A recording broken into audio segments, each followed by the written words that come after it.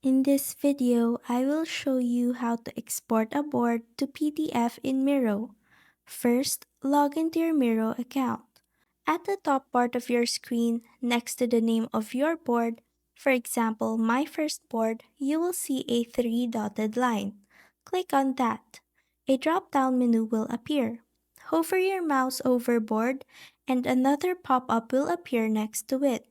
From there, click on Export. In the last pop-up that appears, click on Save as PDF.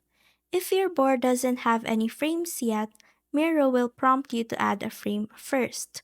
Once you've added one, just repeat the same process to export again. You will then have the option to choose between a smaller file size or the best quality version.